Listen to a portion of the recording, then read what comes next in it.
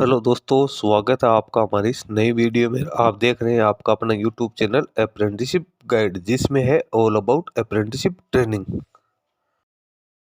दोस्तों आज के वीडियो में हम बात करेंगे अप्रेंटिसशिप इंडिया पोर्टल के ऊपर एस्टैब्लिशमेंट है वो कैंडिडेट का कॉन्टैक्ट है वो कैसे इश्यू कर सकते हैं। दोस्तों हालांकि इसके रिगार्डिंग पहले भी बहुत सारे वीडियो आपको देखने को मिल जाएंगे यूट्यूब के ऊपर। मैंने भी एक दो वीडियो पहले से बना के डाल रखे हैं, लेकिन अब पहले वाले जो कॉन्टैक्ट थे उसको इश्यू करने की प्रोसेस और 2024 में जब से डीबीटी लागू हुई है 1 अप्रैल के बाद में, तो उसके बाद में क्या क्या चेंजेस हुए हैं कॉन्ट्रैक्ट के फॉर्मेट में, उसके ऊपर अपन चर्चा करने वाले हैं। दोस्तों सबसे पहले तो कॉन्ट्रैक्ट की बात करें तो कॉन्ट्रैक्ट शब्द का मतलब होता है अनुबंध। तो ये एक एस्टैब्लिशमेंट और जो कैंडिडेट होता है जो अप्रेंटिसशिप करने के लिए आता है उनके बीच में एक ये कॉन्ट्रैक्ट होता है, जिस कॉन्ट्रैक्ट में आपके बहुत सारे रूल्स एंड रेगुलेशंस लिखे होते हैं। आपकी ट्रेनिंग कब से लेकर कब तक होगी, इसके दौरान आपको क्या स्टाइपेंड मिलेंगे, उसमें क्या क्या टर्म एंड कंडीशंस है वो सारी जानकारी उसमें आपको देखने को मिलेगी। इसमें कैंडिडेट के सिग्नेचर भी होते हैं और इसमें जो एस्टैब्लिशमेंट के हेड होते हैं उसके सिग्नेचर होते हैं, जो ट्रिपल ए या डबल ए होते हैं उसके सिग्नेचर भी होते हैं। और ये कॉन्ट्रैक्ट है, कॉन्ट्रैक्ट जनरेट होने के बाद में ही कैंडिडेट की जो अप्रेंटिस ट्रेनिंग है वो स्टार्ट होती है। बिना कॉन्ट्रैक्ट के आप अप्रेंटिस ट्रेनिंग है वो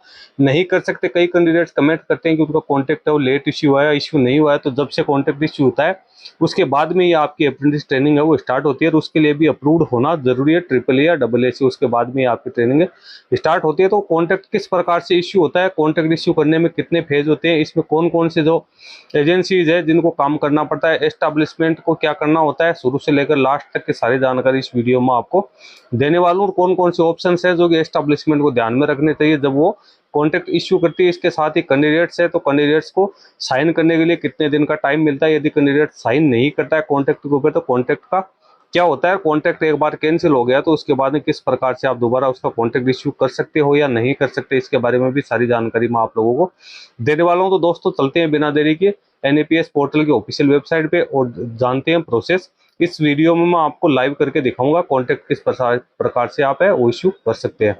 दोस्तों कॉन्ट्रैक्ट इश्यू करने के लिए आपको एनएपीएस पोर्टल के ऊपर आना है, www.apprenticeshipindia.gov.in के ऊपर होम पेज पे जैसे आप आओगे तो होम पेज पे आपको लॉगिन एंड रजिस्टर का ऑप्शन दिखाई देगा।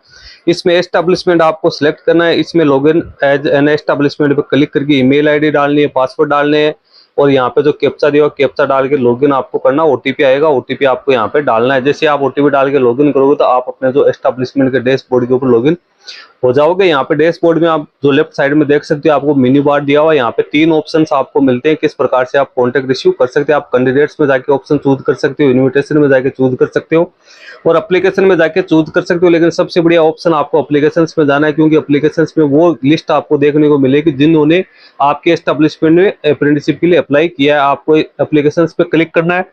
इसके बाद में ऊपर ही ऊपर आपको फिल्टर का ऑप्शन देखने को मिल जाए, किस सेक्टर का आपको लेना है, किस अपॉर्चुनिटी के लिए आपको लेना है, स्टेटस क्या है, जेंडर आपको मेल फीमेल में से कौन सा यहाँ पे रखना है, वो कैटेगरी वाइज आपको यदि कोई शॉर्ट लिस्टिंग करनी है तो यहाँ से कर सकते हो। एजुकेशन क्वालिफिकेशन है, सब क्वालिफिकेशन है, इंस्टीट्यूशन का नाम आप यहाँ पे सिलेक्ट कर सकते हो, एज लिमिट आप यहाँ पे सिलेक्ट कर सकते हो और यहाँ पे स्टेट आप सिलेक्ट कर सकते हो और डिस्ट्रिक्ट है, कौन से डिस्ट्रिक्ट के कैंडिडेट आपको लेने हैं वो सिलेक्ट करके आप चाहो तो यहाँ पे कैंडिडेट का name, email ID, mobile number से भी उसका नाम सर्च कर सकते हो। यहाँ पे आप देख सकते हो मेरे एस्टैब्लिशमेंट जिन कैंडिडेट ने एप्लीकेशन फॉर्म सबमिट करेगा उनकी लिस्ट यहाँ पे आई हुई है। इनमें से मैं जिस कैंडिडेट का भी चाहूँ उसका कॉन्टैक्ट इश्यू कर सकता हूँ। मैं आपको एक कॉन्टैक्ट यहाँ पे इश्यू करके दिखा देता हूँ। मैं सबसे पहले तो यहाँ पे स्टेट है वो सिलेक्ट करता हूँ राजस्थान, उसके बाद में जो डिस्ट्रिक्ट है वो यहाँ पे सिलेक्ट करता हूँ।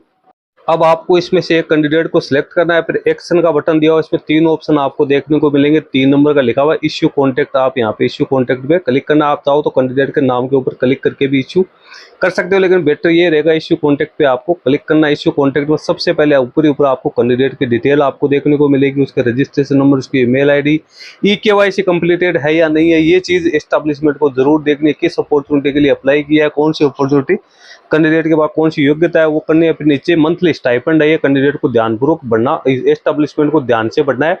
इसमें जो रेट है मिनिमम 7,000 रुपए, ज्यादा आप कितने भी दे सकते हो। फर्स्ट ईयर कितना दोगे, सेकंड ईयर कितना दोगे वो आपको यहाँ पे एंटर करने हैं। उसके बाद एनएपीएस यस या नो आपको करना है। एनएपीएस कॉन्ट्रैक्ट जनरेट करना चाहते हो या नॉन एनएपीएस, यदि आप एनएपीएस कॉन्ट्रैक्ट जनरेट करोगे तो आप स्टाइपेंड का 75% पेमेंट आपको करना है, 25% गवर्नमेंट ऑफ इंडिया डीबीटी के थ्रू करेगी। नॉन एनएपीएस में सारा पेमेंट आपको ही करना है। टीपीए यस या नो आपको करना है। बेसिक ट्रेनिंग आपको यस या नो करनी है। यदि कैंडिडेट आईटीआई पास आउट है तो आपको नो करनी है। यदि कैंडिडेट 10वीं या 12वीं पास है, उसके बाद कोई टेक्निकल क्वालिफिकेशन नहीं है, तो आपको यस यहाँ पे करनी है। यहाँ पे नो करते यहाँ पे बेसिक ट्रेनिंग है वो हट जाएगी। नीचे यहाँ पे रीजन आएगा, रीजन फॉर एग्जाम्पशन, ये आपको नो करोगे तो ही आएगा। कैंडिडेट ने ITI कर रखी है तो इसको मैं सेलेक्ट कर लेता हूँ। आगे ITI की डिटेल से नीचे जॉब लोकेशंस आप यहाँ पे एक है तो एक का नाम आएगा, ज़्यादा आपके लोकेशन है तो वो आप यहाँ पे सिलेक्ट कर सकते हो। फिर नीचे आपको ट्रेनिंग के टाइप है तो वह सीक्वेंस लिया, सिमुलेटेनियस आपको रखना है। ट्रेनिंग के ब्लॉक्स हैं तो वो आपको यहाँ पे नीचे डेट डालनी है, कब से लेकर कब तक आपको ट्रेनिंग करवानी है, बेसिक ट्रेनिंग कब से स्टार्ट होगी और दूसरी ऑन जॉब ट्रेनिंग कब से होगी और ऑन द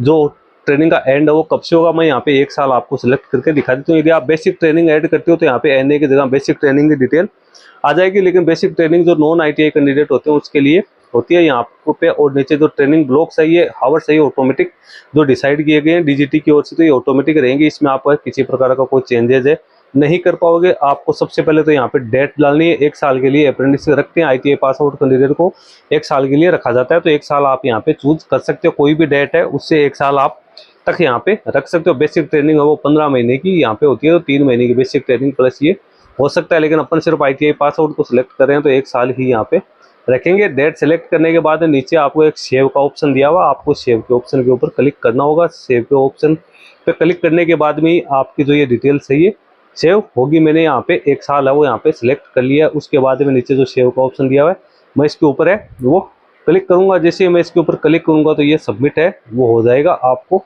भी ये सेव का ऑप्शन जब आप करोगे तो ऊपर आप देख सकते हो कि यहाँ पे लिखा कॉन्टेक्ट जनरेटेड सक्सेसफुली लिखा हुआ आ जाएगा। अब आपको कॉन्टेक्ट्स में आना है, इसका स्टेटस चेक करना है। स्टेटस में आप जैसे आओगे तो आप देख सकते हो ऊपर कॉन्टेक्ट जनरेट हो गया, आगे आगे पेंडिंग लिखा हुआ है। कॉन्टेक्ट जो नंबर है कोड है यहाँ पे वो TEMP से स्टार्ट है। बाकी नीचे जो आप देख रहे हो ये सब ग्रीन कलर की अप्रूव्ड लिखे हुए हैं। इनका जो कॉन्टेक्ट है CN लिखा हुआ है, इसका TMP लिखा हुआ है। तो ऐसा क्यों दोस्तों? TMP का मतलब होता है टेम्परेरी कॉन्टेक्ट। टेम्परेरी कॉन्टेक्ट की वैलिडिटी ओनली 14 दिन की होती है। 14 दिन के अंदर कैंडिडेट को इस पर साइन करने जरूरी है। यदि कैंडिडेट 14 दिन में साइन नहीं करता है तो कॉन्टेक्ट ऑटोमेटिकली कैंसिल हो जाता है। उसके बाद में यदि कैंडिडेट आपको दोबारा इसका कॉन्टेक्ट इश्यू करना पड़ता है, ये कॉन्टेक्ट फिर आपका एक्सपायर हो जाएगा। और जैसे कैंडिडेट इस पर साइन कर देगा तो यहाँ पे जो कॉन्टेक्ट नंबर वो CN से स्टार्ट हो जाएंगे। पेंडिंग की जगह कैंडिडेट साइन है ये लिखा हुआ आपका आ जाएगा। उसके बाद ट्रिपल ए इसको अप्रूव कर देगा। अप्रूव का मैक्सिमम टाइम यहाँ पे 15 दिन होता है। 15 दिन में आपका अप्रूव हो जाएगा। ये रिजेक्ट भी हो सकता है यदि आपके किसी प्रकार की कोई इसमें एरर है तो, लेकिन ये ज्यादातर अप्रूव हो जाता है, ऑटो अप्रूव हो जाता है। उसे आगे आगे आप देखते हो कि आपको एक एक्शन का बटन भी आपको देखने को मिल जाएगा। 3 डॉट यहाँ पे लिखे हुए 3 डॉट के ऊपर भी आप जैसे क्लिक करोगे तो यहाँ पे आपको कई प्रकार के ऑप्शन है वो देखने को मिलते हैं। जो ट्रिपल ए होती है यानी आपका असिस्टेंट जो अप्रेंटिस एडवाइजर है वही इसको अप्रूव करने का काम करता है। एक्शन में आपको व्यू कॉन्टेक्ट डिटेल्स आएगी, रिव्यू हिस्ट्री है, फिर री इश्यू आएगा। री इश्यू करना है तो यहाँ से कर सकते हो। यदि आपको कैंसिल करना है, गलत इश्यू हो गया तो आप कैंसिल कॉन्टेक्ट पे क्लिक करके यहाँ पे कैंसिल कर सकते हो। लेकिन कैंसिल सिर्फ और सिर्फ आप टेम्परेरी कॉन्टेक्ट को यहाँ पे कर सकते हो। जो अप्रूव्ड कॉन्टेक्ट है वो कैंसिल नहीं होता है, वो ओनली टर्मिनेट होता है, उसको आप टर्मिनेट कर सकते हो। तो दोस्तों इस प्रकार से आप इसको कैंसिल और टर्मिनेट कर सकते हो। कैंडिडेट अपने प्रोफाइल में लॉगिन करके और वहां पे जाके और कैंडिडेट साइन करेगा तो आपके पास में स्टेटस है कैंडिडेट साइन दिखाएगा। तो इस प्रकार से आप कॉन्टेक्ट इश्यू है वो कर सकते हो। बिना किसी परेशानी के किसी भी कैंडिडेट का 1 या 2 कॉन्टेक्ट इश्यू कर सकते हो। कॉन्टेक्ट इश्यू करने की सारी प्रोसेस मैंने आपको बता दी है। कॉन्टेक्ट इश्यू करने में आपको क्या क्या चीज ध्यान में रखने हैं, तो कैंडिडेट के डॉक्यूमेंट्स, उसका नाम, उसके एजुकेशन क्वालिफिकेशन से मैच होता है या नहीं होता, वो सारी चीज आपको चेक करनी है। DOB आपको चेक करनी है किस ट्रेड से उसने ITI पास आउट कर रखी है या किस ट्रेड से वो ITI करना चाह रहा है, वो अप्रेंटिसशिप करना चाह रही है, ये चीज भी आपको देखनी है। ऑप्शनल ट्रेड का, डेजिग्नेटेड ट्रेड का जो ये सेम ही है, उसमें कोई ज्यादा यहाँ पे डिफरेंस आपको देखने को मिलेगा नहीं। तो इस प्रकार से आप इसका कॉन्टेक्ट है वो इश्यू कर सकते हो। कॉन्टेक्ट है वो मैक्सिमम 15 दिन के अंदर या तो अप्रूव हो जाएगा या रिजेक्ट हो जाएगा। रिजेक्ट हो जाता है तो उसमें क्या आपके या तो उसमें करेक्शन आएगा तो आपको करेक्शन करवाना है। यदि करेक्शन नहीं आ रहा है, रिजेक्ट हो गया, तो आपको दोबारा इश्यू यहाँ पे करना पड़ेगा। कैंडिडेट का कॉन्टेक्ट इश्यू करने के बाद आपको कैंडिडेट को कॉन्टेक्ट करके उसको ये बोलना है कि हमने आपका कॉन्टेक्ट इश्यू कर दिया, आप इस पे साइन कर दो। कैंडिडेट अपने पोर्टल पे लॉगिन करके सारी डिटेल्स चेक करके वो सेटिस्फाइड होगा तो उसके ऊपर साइन कर देगा। साइन करने के बाद में ही कैंडिडेट है वो ट्रेनिंग के लिए आप रख सकते हो। उसके बाद में कैंडिडेट को आपको ट्रेनिंग पे बुलाना है और डेट जो भी आप डालते हो ट्रेनिंग की वो आपको आगे की डेट डालनी है, ताकि कैंडिडेट 14 दिन पहले की ही आपको कॉन्टेक्ट इश्यू करना है, ताकि कैंडिडेट विद इन 14 डेज है उसमें कैंडिडेट है वो साइन कर दे। और यदि साइन नहीं करता है तो इसका मतलब ये हो गया कि कैंडिडेट आपके यहाँ पे जो ट्रेनिंग करने का इच्छुक नहीं है। तो आई होप दोस्तों ये प्रोसेस आपके समझ में आ गई होगी और आपके लिए हेल्पफुल भी रहेगी। इस वीडियो में इतना ही। वीडियो अच्छा लगे लाइक शेयर करना, कोई क्वेरी हो कमेंट करके बताना। धन्यवाद।